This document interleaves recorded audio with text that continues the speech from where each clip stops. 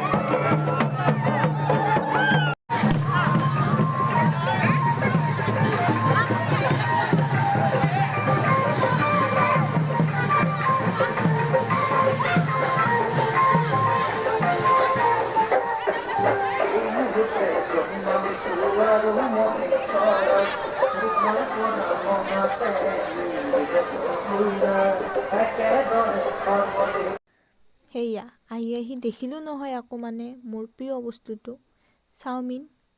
সেয়া আকৌ যাবৰ সময়ত চাওমিন খালোঁ। আজিৰ ভিডিঅ'টো ইমানেই আছিল। ভাল লাগিলে লাইক, কমেণ্ট, শ্বেয়াৰ আৰু ছাবস্ক্ৰাইব কৰিব। তো বাই বাই, লাভ ইউ।